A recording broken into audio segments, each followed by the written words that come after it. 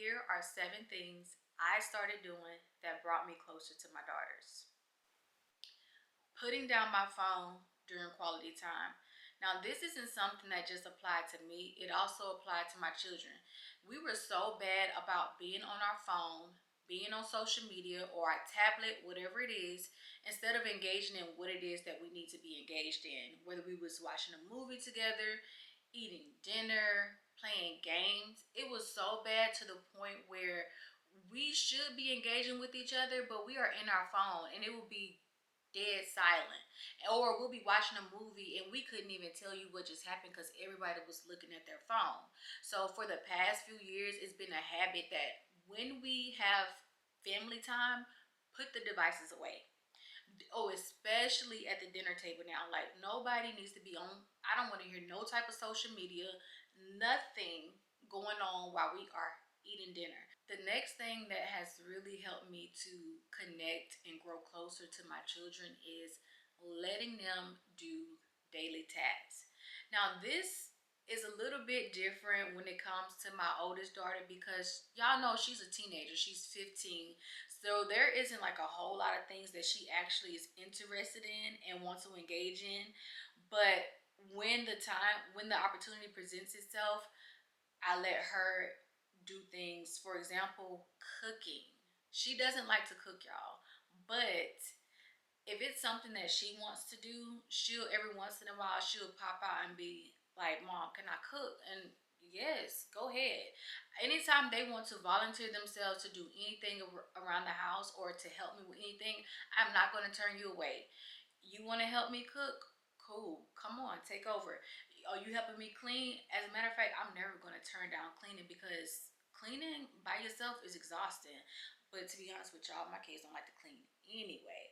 But point is, if they volunteer their services and they want to help me with something, then I'm gonna let them. My 5-year-old, she loves to do whatever it is she see me doing. If she see me picking up my camera and recording, guess what? She wanna hop on the camera too and talk. And I'll allow that. I allow that time for her and I allow her to do those things. She wants to sit here and bring out her little laptop and work with me in my office while I'm working. Hey, come on, let's work. She wanna write? All right, let's write. Let's do things. But she absolutely loves to cook. She see mama cooking all the time, so she's always like, "Mom, can I help you cook? Can I scramble those eggs? Can I put the salt and pepper in the eggs? Can I flip the pancakes?" Yes, baby. We pull up that stool. She in the kitchen with me. She's doing whatever it is. And you know what? She's never too young to learn how to cook. So letting them do daily tasks is definitely one of the big things in my family that has helped me to grow closer to my daughters. Listening without getting defensive or mad. So once upon a time, when my daughter used to tell me things, I used to respond in such a negative way. So much so till she started drawing back and not even talking to me at all. There would be times where she would be crying and I'd be like, "Baby girl, what's wrong with you?" And she wouldn't even tell me. Not because she didn't want to tell me, but more so because she was afraid how I was going to react. She was always, you're gonna get mad. I don't want to talk to you about it. And then I really took it some type of way when that same problem she took to my sister, she took to my brother. I'm like, dang, you rather talk to your uncle than to talk to me? So I started to take that personally, and that in itself is what drove me to shift the way that I responded to her whenever she had an issue or wanted to talk to me about something. So instead of me getting mad and reacting to what it is that she want to talk to me about, I just started to listen more and just offer her advice and support. And me doing that, it really helped her to come to me more. Y'all, if I were to have my camera on 24/7, y'all would catch her at times just saying, "Oh, mama, I forgot to tell you. Oh, I got to tell you something, mama. Oh, guess what?" She's doing that a whole lot more now versus in the past, I really couldn't get anything out of her. I always used to just wonder, like, what's going on in her head? Oh, she's real happy today. What happened? I want to know these things. So shifting the way I respond to my daughter, when no matter if it's good, if it's bad, if it's meh, like it's not here nor like just some of those in between things. It don't matter what it is. I try my best to not respond in a negative way and just listen to her. Don't get me wrong, there are some things that, I just can't help it. I'm just like, girl. But needless to say, we don't respond in a negative way. We listen to our children and we just offer support where they need support. And that has helped me to grow so close to Aubrey. Now, when it comes to my baby girl, I don't know. She's a different breed, y'all. There has never been a moment in my relationship with my youngest daughter where I feel like I created an environment where she just couldn't talk to me. She's gonna speak her mind regardless of what her mama gotta say. And with her, she'll be like, "Mama, why did you say that to me? I'm just trying to tell you something." Like she's gonna check me. Versus Aubrey, if I say something, she's just gonna draw back. But baby girl, the baby girl, she's gonna check me. She's gonna be like, you gonna listen and you're not gonna judge. That's Aya's attitude, which I absolutely love. But listening and offering support, not getting defensive, has really, really, really helped my relationships with my girls. Creating an environment where they can freely express themselves and be 100% themselves. So the way I had to do that was basically make it safe for them to like and enjoy whatever it is they are into. Once upon a time, I used to have a negative response to their interest if it was something that I found odd. For example, Ari was into mukbangs and ASMR, eating sounds, and just noises that I typically found annoying. And I would have a negative reaction to it initially. I was like, ew, like, what are you watching? Turn it off. That's gross. Like, you need to be watching that. What? So, me doing that caused her to not be interested in it for a little while. Like, I'm not gonna watch that because my mom thinks it's weird. I don't want her to think I'm weird, so I'm not gonna watch it. Or at least she didn't watch it around me because I felt so negative about it. So the way I shifted that is, instead of me responding in a negative way to something that may seem odd to me, I would just approach them with curiosity. So instead of, getting mad or just grossed out or whatever it is I'm reacting to, I don't react at all. It's like, oh, okay, what are you doing? Why are you interested in that? Like, what does this do? Basically, creating or asking questions that shows curiosity versus being negative or judgy about whatever it is they're interested in. This is more so this more so applies to my oldest daughter because she has a completely different personality, and the way I interact with her is going to affect how she presents herself to me and to others. So I have to be really careful with how I handle her and creating a safe space so that she can be herself is one of the things that has really helped her to come out of her shell more. I'm learning a lot more about my daughter by not being so judgy about the things that interest her. Now, when it comes to the baby girl, like I said before, she is who she is and she don't care how I feel about it. There has never ever been a time where I'll be like, Aya, girl, you need to stop doing that. That's weird, or whatever, however I would respond to it. Aya, with her personality, she's like, Mama, you gonna have to get over it. That's basically how she responds. That's not what she say, and that's not, of course, what I say. I'm trying to just put it into context. She's just more like, I'm gonna do whatever I do. I don't care what you think. And she's 5, and I love that for her. I love that for her. But with Aubrey, I have to have a different approach, and I just have to respond to her in a more positive way for her to really just present herself and just come out of her shell. I want my children to feel like they can be whoever they want to be. I don't want to sway their opinions about anything. You are who you are. I accept you and I love you. And just me creating that space and that environment for them is just really helping to, first of all, me to learn them more, but to also bring us together and just to have that bond. This next one is a really big one, and it took me some time to get here, but it is apologizing when I am wrong. I feel like adults in general just have a problem, have an issue with apologizing to their children because of pride, because of ego, whatever the case is. But apologizing when I am wrong really helped to bridge that gap between my relationship with my children.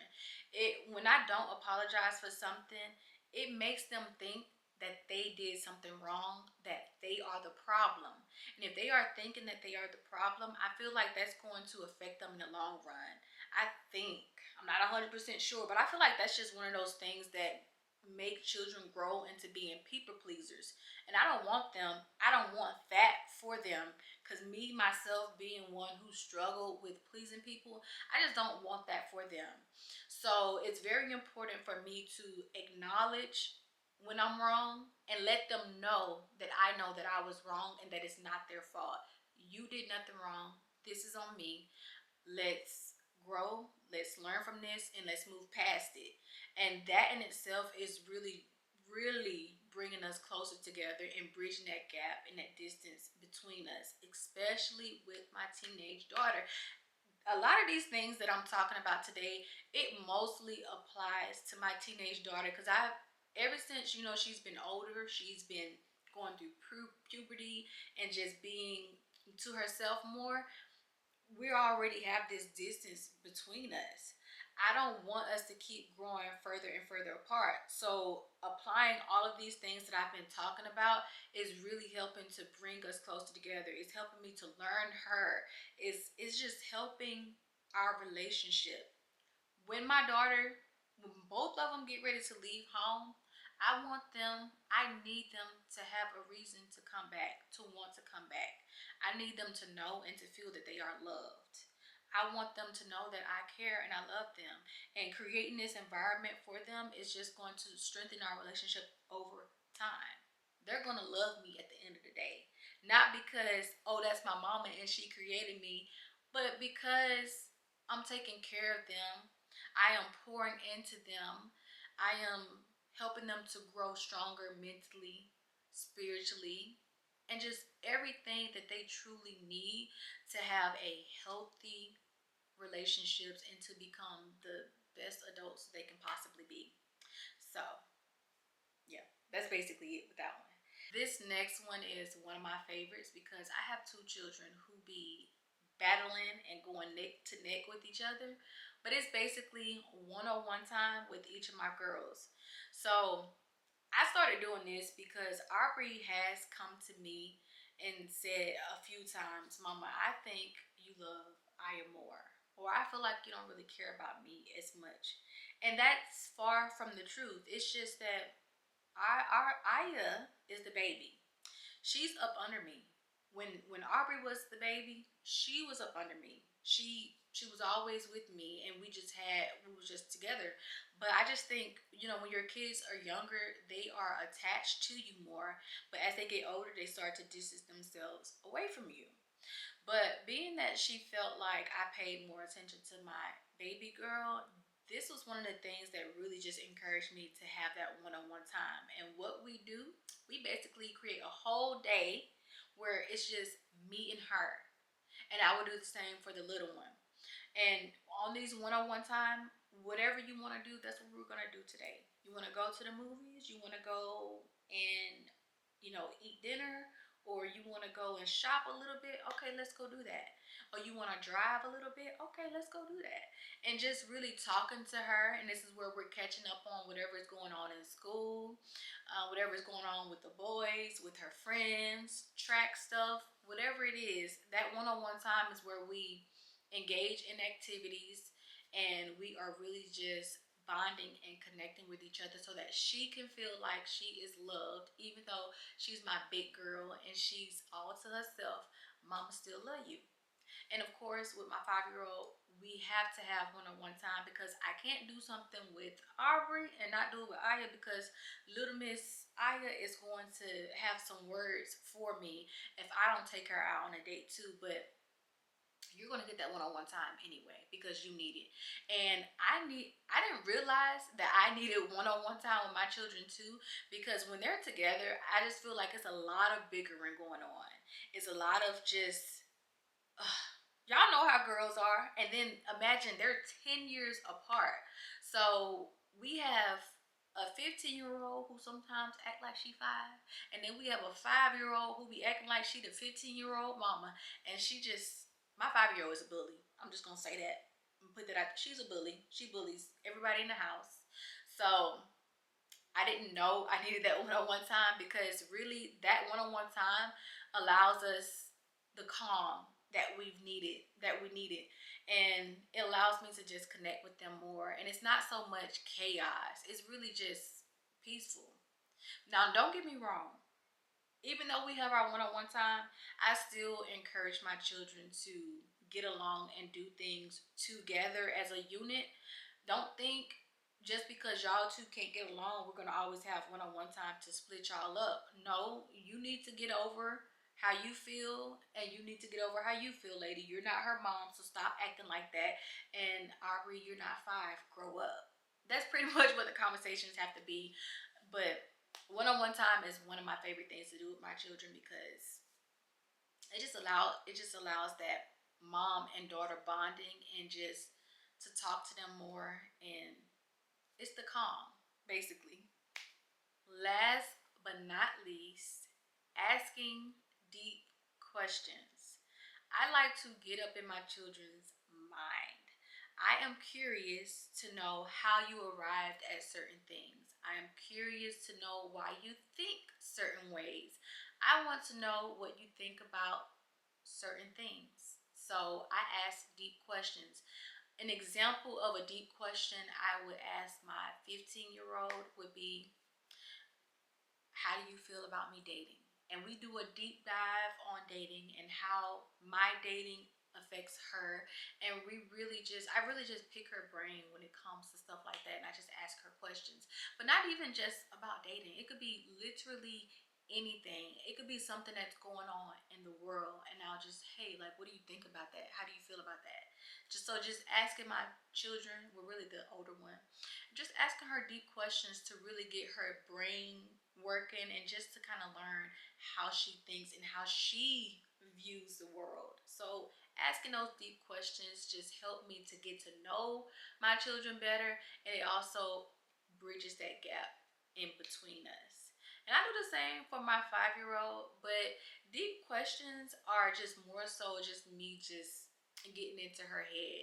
I can't really ask her certain questions and expect an interaction that I would have with Aubrey, because Aya, she's 5. So she, don't get me wrong, she can articulate herself very well.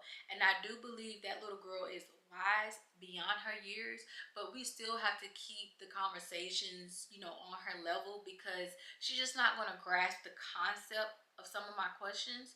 So I just keep it at her level, and I just kind of go off of whatever it is in her head. She'll come to me right off the back and be like, Mama, we need to talk. Okay, girl, what do you want to talk about? And it just kind of go from there, and we just do a deep dive on whatever it is. That is it for my 7 things that has brought me closer to my daughters. Now, if this video has resonated with you in any type of way, do me a huge favor. Like, comment, share, subscribe, so that I know that you are enjoying this type of content, so that I can keep pushing out these type of videos. If you stay here to the end, I want to thank you so much for sitting here through this video.